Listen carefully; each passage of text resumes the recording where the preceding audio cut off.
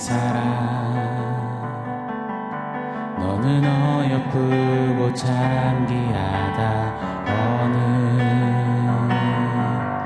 보석보다 귀하다. 내가 사랑스럽지 않을 때 너를 온전히 사랑하며 너와 함께하러 내가 왔노라.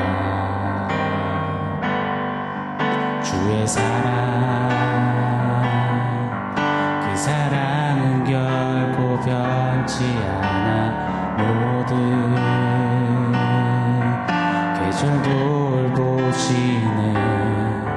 푸른 마르고 꽃은 시드나 주의 말씀은 진실해.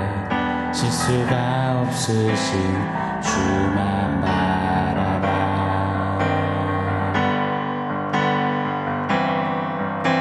주님의 나라와 뜻이 나의 삶 속에 임하시며 주님 알기를 주만 보기를 소망해.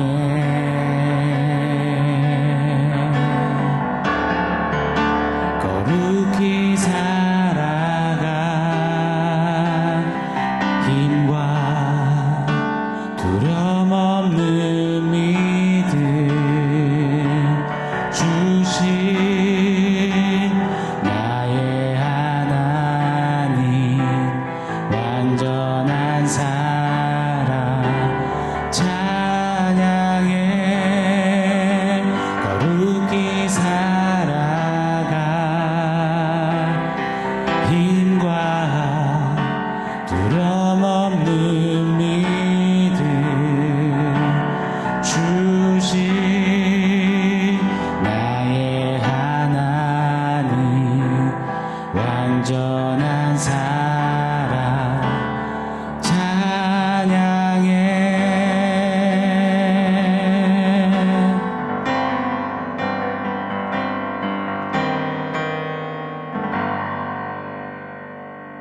샬롬. 오늘 우리에게 주신 하나님 말씀은 요한복음 3장 19절로 21절 말씀입니다. 우리 한 목소리로 같이 읽겠습니다. 그 정죄는 이것이니 곧 빛이 세상에 왔을 때 사람들이 자기 행위가 악함으로 빛보다 어둠을 더 사랑한 것이니라. 악을 행하는 자마다 빛을 미워하여 빛으로 오지 아니하나니 이는 그 행위가 드러날까 함이요 진리를 따르는 자는 빛으로 오나니 이는 그 행위가 하나님 안에서 행한 것임을 나타내려 함이라 하시니라. 아멘. 어제 본문이었던 요한복음 3장 18절은 세상을 두 부류로 나누어 선포했습니다. 예수 믿는 자와 예수 믿지 않는 자로 말입니다. 믿는 자는 심판을 받지 않지만 믿지 아니하는 자는 이미 심판을 받은 사형수로 사는 것임을 말씀은 그리 가르쳐 주셨습니다. 자, 오늘 본문은 연이어서 믿는 자와 믿지 않는 자의 그 대조를 우리에게 소개해 주고 계십니다. 19절 20절 말씀 제가 한 번 더 읽어드리겠습니다. 그 정죄는 이것이니 곧 빛이 세상에 왔을 때 사람들이 자기 행위가 악함으로 빛보다 어두움을 더 사랑한 것이니라. 악을 행하는 자마다 빛을 미워하여 빛으로 오지 아니하나니 이는 그 행위가 드러날까 함이요. 아멘. 믿지 않는 자들의 도드라지는 특징은 그들은 빛을 미워하고 빛보다 어두움을 사랑한다라는 것입니다. 왜요? 빛이 자신들을 비추어 드러내니 그게 싫은 겁니다. 맞습니다. 빛의 분명한 속성은 빛은 무언가를 비추어 밝히고 드러낸다라는 것입니다. 이건 빛의 당연하고도 자연스러운 모습입니다. 칠흑 같은 어둠도 조그만 촛불 앞에서 맥을 못 추는 것이 그것이 이치입니다. 자, 빛이 비치면 안 보이던 또 흐릿흐릿하게 보이던 물체가 뭐였는지, 무슨 모양인지, 크기는 어떤지, 무슨 색인지 훤히 알게 됩니다. 유흥가의 그 유흥거리가 즐비한 밤거리, 그땐 잘 안 보여요. 그런데 동이 트면 시끄러운 노래소리가 꺼지고 사람들이 다 썰물처럼 퇴장하고 나면 그 밤거리에 가득했던 담배꽁초, 침 자국들, 술병에 이런저런 지저분한 쓰레기들이 잔뜩 보입니다. 여러분, 진리가 비추시면 이렇게 어둠의 실체는 민낯은 드러나는 겁니다. 요한복음은 예수님을 시종일관 생명의 빛이라 라고 선포합니다. 그 빛이 임하시면 비추시면 죄인의 실체가 보이고 죄의 상태가 얼마나 심각한지 면밀히 보여지게 되는 것입니다. 인생은요, 자신의 의롭지 않음을, 거짓됨을, 또 죄스러움을 어렴풋이라도 뿌옇게라도 압니다. 자각합니다. 그래서 애써 감추고 꾹꾹 눌러 숨기려고 노력합니다. 나름의 봉사와 선행과 착한 행동과 착한 양심과 이런저런 명분으로 가려보려고 합니다. 선한 얼굴로 온화하고 인자한 미소로 세상 법 없이도 살 것 같은 그런 젠틀한 인격자처럼 코스프레 해보려 합니다. 그런 인생에게 그런데 예수 생명의 빛이 비추시기 시작하면 아니올시다가 보이는 겁니다. 나는 착한 죄인, 노력하면 되는 죄인, 조금 나은 죄인, 덜 나쁜 죄인, 좋아질 기미가 보이는 죄인, 그런 죄인이 아니구나. 난 의로워질 가능성이라고는 1도 없는 완벽한 최악의 죄 덩어리구나. 이것이 드러나고 보여지게 되는 겁니다. 그래서 성경 속에 예수님을 만난 자들의 하나 같은 고백은 주여 나를 떠나소서 나는 죄인이로소이다 라는 외침이 터져 나오는 것입니다. 죄인은 그래서 보통 자신이 죄인임을 인정하고 싶지 않아 합니다.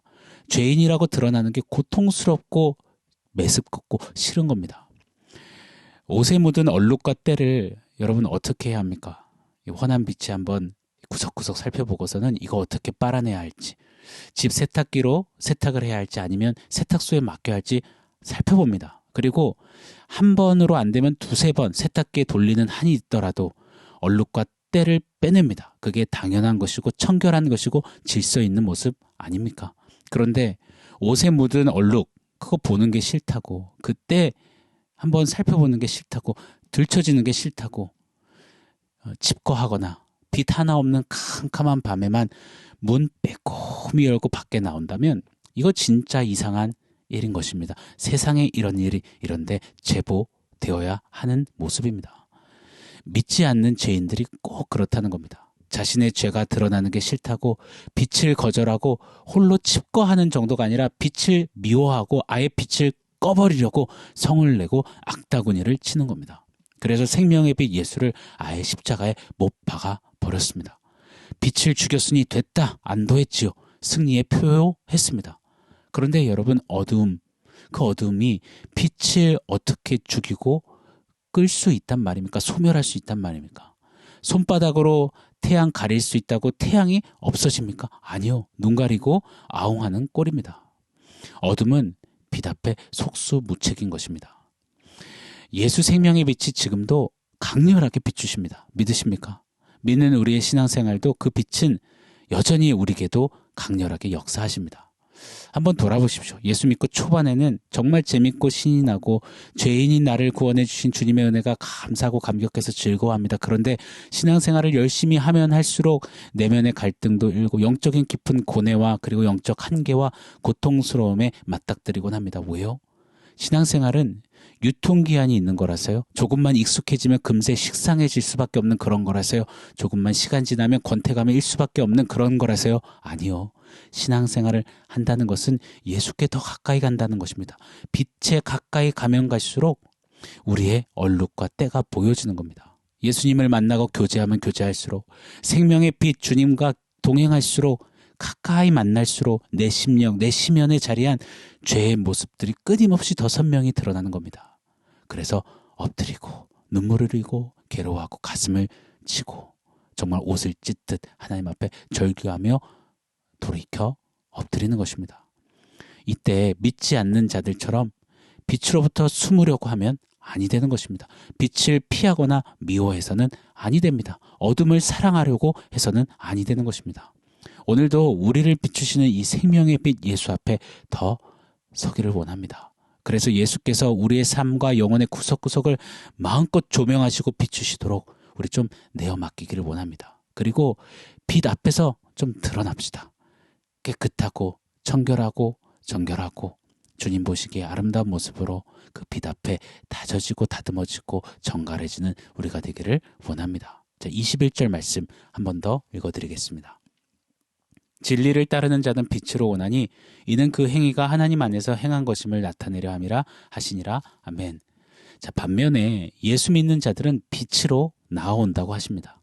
예수 믿는 자는 진리를 따르는 자들이라고 오늘 그렇게 소개하시죠. 자, 진리.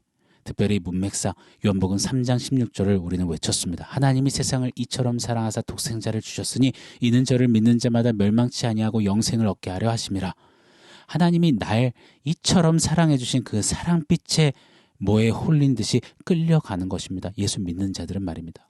하나님이 날 위해 보내신 독생자 그 예수의 빛에 매료되어서 자석처럼 끌려가는 것입니다.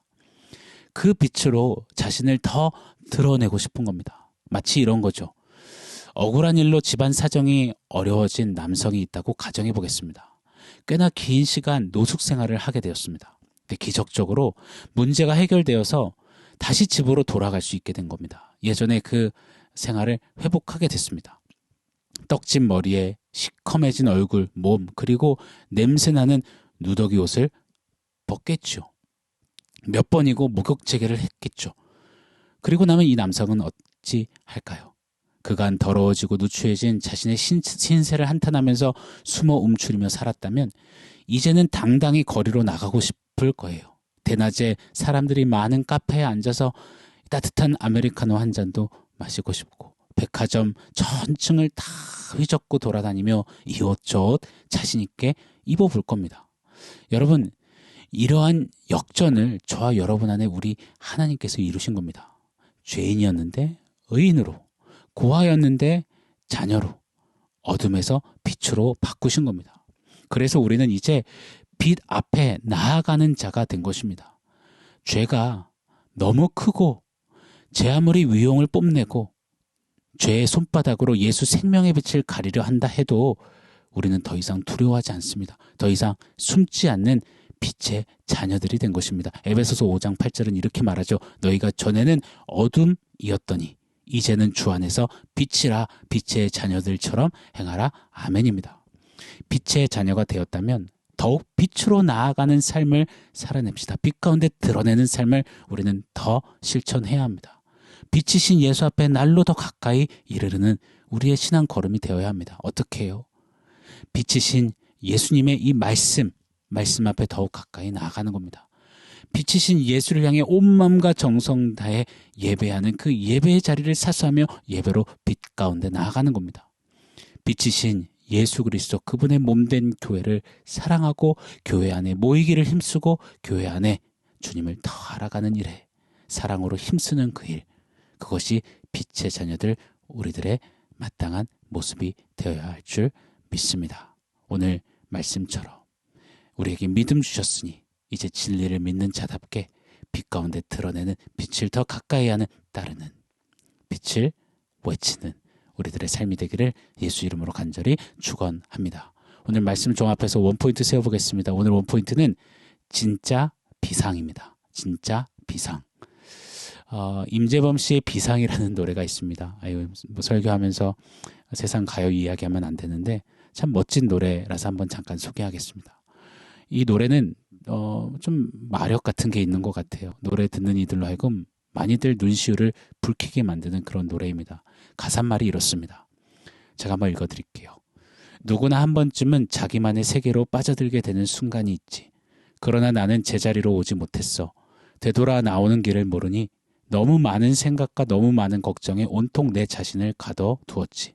이젠 이런 내 모습, 나조차 불안해 보여. 어디부터 시작할지 몰라서. 나도 세상에 나가고 싶어 당당히 내 꿈들을 보여줘야 해. 그토록 오랫동안토록 움츠렸던 날개, 하늘로 더 넓게 펼쳐 보이며 날고 싶어.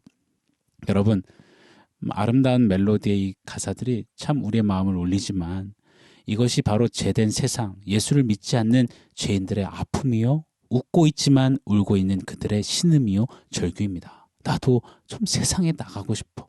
나도 날고 싶어. 그런데 빛을 볼 수가 없어. 빛 가운데 드러날 수가 없어. 빛이 싫어, 미워, 두려워. 그렇게 신음하는 세상입니다. 근데 여러분, 저와 여러분은 하나님의 전적인 은혜가 파고드사, 그 은혜로 우리를 붙드사 건지사 우리는 이런 노래하는 자로 바뀌었습니다. 거친 파도 날 향해 와도 주와 함께 날아오르리. 이러한 하나님 빛의 자녀로 삼아주셨습니다. 세상이 모르는 진짜 비상, 빛과 함께 날아오르는 그 승리를 주셨습니다. 그렇다면 여러분, 세상에 위축되지 말고, 세상처럼 빛을 손바닥으로 가린 채 숨으려 하지 말고, 세상이 부러워하는 진짜 비상하며 빛의 자녀답게 주와 함께 날아오르는 우리 빛의 행진하기를 예수 이름으로 축원합니다. 아멘. 사랑하는 성도 여러분, 오늘 말씀과 원포인트 기억하면서 우리 함께 기도하겠습니다. 하나님, 이전엔 어두움이었지만 이제 빛의 자녀 되게 하시니 감사합니다. 날로 더욱 빛 가운데 나아가는 그런 삶 살겠습니다. 우리 결단하며 감사기도 고백하겠습니다.